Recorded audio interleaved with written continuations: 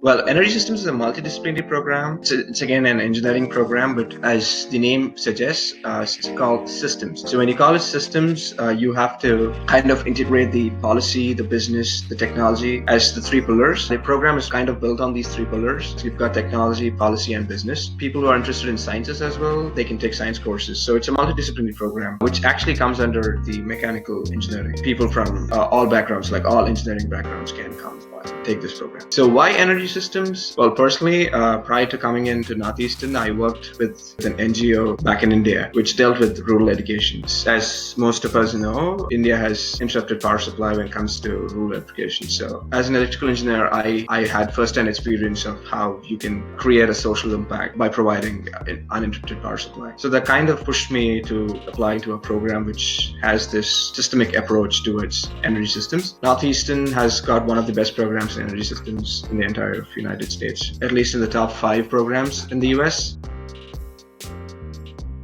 Since I've been here for the past 2 years, you get used to living in the US and you become more efficient. But initially, once you come in, your week is quite packed, especially since you're transitioning and since your courses are kind of new to you. So your first semester will be very critical in deciding how your weekly schedule would be. But typically, you would have at least 3 to 4 days of classes, depending on how many courses you take. You can take 2 to 4 courses as a grad student.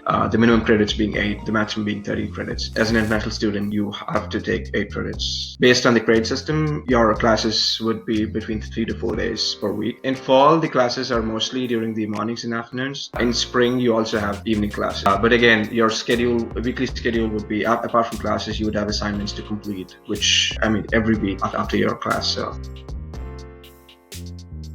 the energy systems program, when we came in like fall 15 and 16 students had to take 36 credits, 35.5 to be precise, as students, and as a program we kind of restructured it to be a typical 32 graduate program. 32 credits is now what you're supposed to take. Out of the 32 credits, 16 credits would be mandatory and the other 16 would be the courses you need to take to graduate. Most of the courses are readily available. The 4 mandatory courses are 4 credits each, so they're kind of available every semester. So as soon as you come in, I suggest you to take the mandatory courses as the beginning and then follow them with the elective courses, because it gives you time to decide which courses you have to take and in which direction you have to go. Energy systems is again a multidisciplinary program, so kind of is student specific. Again, what electives you want to take. Some people would be interested in solar, some people would be interested in wind, some people would be interested in environmental aspects of them. So the elective courses, it's something which you decide as a student and also take suggestions and decide with the program advisor. This program has got a very amicable program advisor in the name of Professor Hamid Metkalji. He is quite amicable when it comes to students. He's quite malleable as well. You can take courses even when the courses are not offered in the graduate catalog. You can kind of request him and take courses out of the graduate catalog as well. So you can take courses from the policy school, you can take courses from the School of Sciences, and also maybe another business course you'd want to take.